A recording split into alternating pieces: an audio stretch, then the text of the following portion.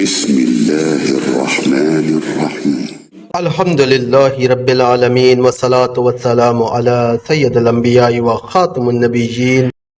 السلام علیکم، میں ہوں نوید احمد اور آپ دیکھتے ہیں میرا یوٹیوب چینل قرآن حدیث اردو۔ دوڑتا ہوا پتھر، یہ ایک ہاتھ لمبا اور ایک ہاتھ چوڑا پتھر تھا جو ہمیشہ حضرت موسیٰ علیہ السلام کی جھولی میں رہتا تھا۔ اس مبارک پتھر کے ذریعے حضرت موسیٰ علیہ السلام کے دو معجزات کا ظہور ہوا جن کا تذکرہ قرآن مجید میں بھی ہوا ہے۔ اس پتھر کا پہلا عجیب کارنامہ جو در حقیقت حضرت موسیٰ علیہ السلام کا معجزہ تھا وہ اس پتھر کی دانشمندانہ لمبی دوڑ ہے۔ بنی اسرائیل کا ایک عام دستور تھا کہ وہ بالکل ننگے بدن ہو کر مجموعے میں غسل کیا کرتے تھے۔ آپ بنی اسرائیل کے اس بے حیائی سے سخت نالاں اور انتہائی بیزار تھے، اس لیے آپ ہمیشہ یا تو تنہائی میں یا تہ بند باندھ کر غسل فرمایا کرتے تھے۔ بنی اسرائیل نے جب یہ دیکھا کہ آپ ننگے ہو کر غسل نہیں فرماتے تو ظالموں نے آپ پر بہتان لگایا کہ آپ کے بدن کے اندرونی حصوں میں یا تو برس کا سفید داغ ہے یا کوئی ایسا عیب ہے جس کو چھپانے کے لیے آپ اپنے بدن کو ڈھانپ کر نہاتے ہیں۔ ظالموں نے اس تہمت کا اس قدر اعلان اور چرچا کیا کہ ہر کوچے و بازار میں اس کا پروپیگنڈا ہو گیا۔ اس مکروہ تہمت کا حضرت موسیٰ علیہ السلام کے قلب و نازک پر بڑا صدمہ و رنج گزرا اور آپ بڑی اذیت میں پڑ گئے۔ تو خداوند قدوس اپنے مقدس کلیم کے رنج و غم کو بھلا کب گوارا فرماتا اور اپنے ایک برگزیدہ رسول پر ایک عیب کی تہمت بلا خالق عالم کو کب اور کیوں کر اور کس طرح پسند ہو سکتی تھی۔ ارحم الراحمین نے ان کی برات کو ظاہر کرنے کے لیے ایک ایسا ذریعہ پیدا فرما دیا جس سے بنی اسرائیل کے پروپیگنڈا اور ان کے شکوک و شبہات کے بادل چھٹ گئے اور آپ کی برات اور بے عیبی کا سورج اور آفتاب سے زیادہ روشن و اشکار ہو گیا۔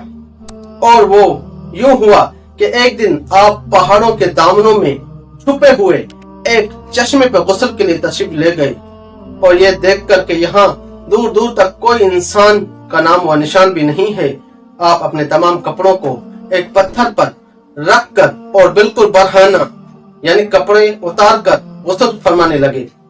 غسل کے بعد جب آپ لباس پہننے کے لیے پتھر کے پاس پہنچے تو کیا دیکھا کہ وہ پتھر آپ کے کپڑوں کو لیے ہوئے سرپٹ بھاگا چلا جا رہا ہے۔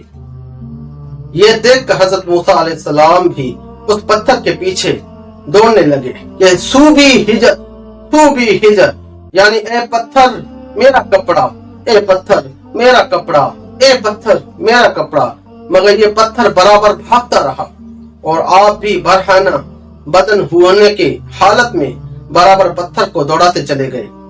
اس طرح بنی اسرائیل کے ہر چھوٹے بڑے نے اپنی آنکھوں سے دیکھ لیا کہ سر سے پاؤں تک آپ کے مقدس بدن میں کہیں بھی کوئی عیب نہیں ہے، بلکہ آپ کے جسم مقدس کا ہر حصہ حسن و جمال میں اس قدر نقطہ کمال کو پہنچا ہوا ہے کہ عام انسانوں میں اس کی مثال تقریباً محال ہے۔ چنانچہ بنی اسرائیل کے ہر فرد کی زبان پر یہی جملہ تھا، یعنی خدا کی قسم موسیٰ بالکل ہی بے عیب ہیں۔ جب یہ پتھر پوری طرح حضرت موسیٰ علیہ السلام کی برات کا اعلان کر چکا تو خود بخود ٹھہر گیا۔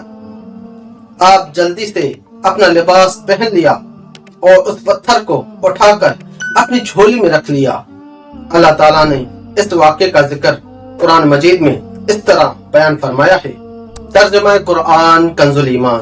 اے ایمان والو، ان جیسے نہ ہونا جنہوں نے موسیٰ کو ستایا تو اللہ نے اسے بری فرما دیا اس بات سے جو انہوں نے کہی، اور موسیٰ اللہ کے یہاں آبرو والا تھا۔ دوسرا معجزہ اس پتھر کا یہ تھا کہ میدان طیہ میں اس پتھر پر حضرت موسیٰ علیہ السلام نے اپنا عصا مار دیا تھا تو اس میں سے 12 چشمے جاری ہو گئے تھے جس کے پانی کو 40 برس تک بنی اسرائیل میدان طیہ میں استعمال کرتی رہی، جس کا پورا واقعہ پہلے گزر چکا ہے۔ قرآن مجید فرقان حمید کی اس آیت میں ہے فَقُلْ نَضْرِبْ بِعَصَاكَ الْحَجْرَ۔ اس آیت میں پتھر سے مراد یہی پتھر ہے۔ اللہم صلی علی سیدنا و مولانا محمد وعلی آلہ وبارک وسلم۔ صلی اللہ علی محمد